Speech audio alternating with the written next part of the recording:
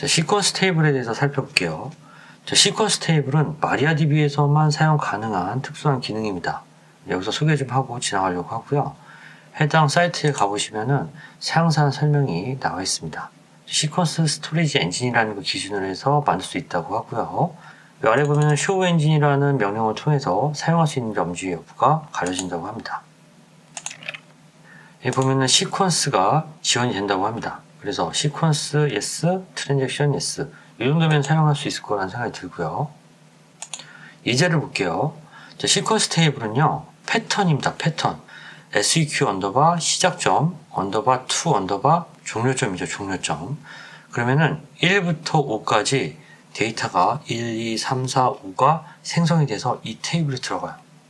시퀀스 1, 2, 15, 스텝 3 하면요 1부터 15까지 발생을 하는데 1에서 3을 더해서 4, 4에서 3을 더해서 7 이런 식으로 3씩 증가하다가 15까지 나오는 제일 작은 값에서 멈춰요. 실행을 해볼게요. 첫 번째로 시퀀스 1, 2, 5예요. 1부터 시퀀스하기 5까지 증가하죠. 시퀀스 1, 2, 15 스텝 3입니다.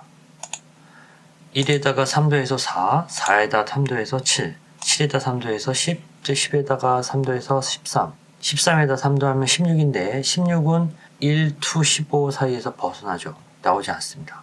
그래서 결과적으로는 1, 4, 7, 10, 13이 나오게 되는 거예요. 시퀀스 5, 2, 1 스텝 2는 어떻게 될까요? 5에서 2를 빼서 3, 3에서 2를 빼서 1 이렇게 됩니다. 시퀀스 15 to 1 스텝 3는 어떻게 될까요? 우리가 상식적으로 생각하기에 15 to 1이면은 15부터 시작할 거잖아요. 하지만 아닙니다.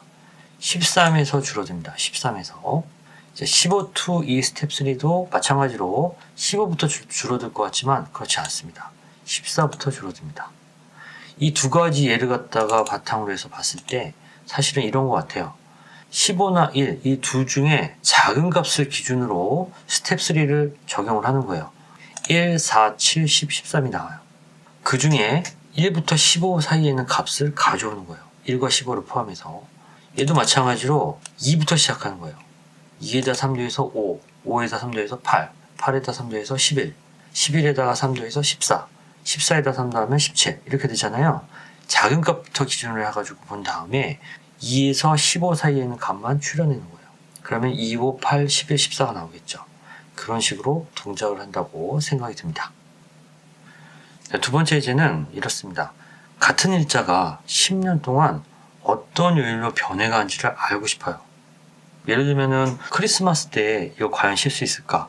10년 동안 크리스마스 날짜를 쭉 살펴보다 보면은 몇 년도에는 공휴일하고 겹칠 거고 또 몇 년도에는 휴일일 거예요. 일단 이렇습니다. 시퀀스 값을 가져오는데 시퀀스 0 to 10이에요. 0부터 10까지 시퀀스하게 데이터가 증가하는데 이걸 가지고 current 데이터, 현재 일자에다가 인터벌, 단위로 더해줘요. 근데 그 단위라는 게 연단입니다. 0년부터 10년까지 더해주는 거예요. 그렇게 해서 이게 며칠인지를 갖다가 찾는 거예요. 거기다가 요일명까지 적어주면은 비로소 우리가 알고 싶은 같은 일자가 10년 동안 어떤 요일로 변해가는지를 갖다가 알 수가 있겠죠. 오늘이 2023년 3월 21일이에요. 뭐 저한테는 상관없지만 어떤 사람한테는 의미 있는 날일 수 있어요. 근데 그 사람한테는 올해 화요일이었으면은 내년에는 목요일, 내후년에는 금, 그 후년에는 토요일 이렇게 변해간다는 걸 알 수 있는 좋은 기회가 되는 겁니다. 자, 그 다음으로 시퀀스 5 to 1이에요. 그러면 5, 4, 3, 2, 1이 발생하겠죠. 그 상태에서 그 시퀀스 값을 인테저로 강제로 형변환을 합니다. 이게 지금 강제 형변환하는 함수 캐스트입니다. 거기서 5를 빼요. 이렇게 되면 어떤 결과가 나오냐면은 이런 식의 결과가 나옵니다. 자, 시퀀스 값은 5, 4, 3, 2, 1 해서 줄어듭니다.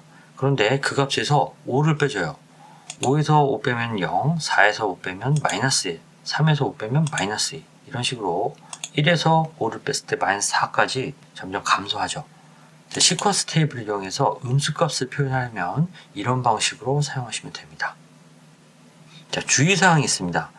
편리한 기능이긴 하지만 이 시퀀스 시작점 to 종료점이라는 이러한 패턴을 가지는 마리아DB 버전에서는 이러한 패턴의 테이블을 만들지 못해요. 그래서 create 테이블 시퀀스 1 to 100 이렇게 해버리면은 기존의 테이블이 똑같은 이름의 테이블이 있다 라는 식의 오류가 나와요. 따라서 시퀀스 스토리지 엔진이 설치된 경우에는 시퀀스 패턴을 따른 이름으로 테이블을 생성할 수가 없습니다. 이거 하나 주의하시면 좋을 것 같아요. 자, 이렇게 해서 마리아DB 좀 상위 버전에서 사용되는 시퀀스 테이블에 대해서 살펴봤습니다.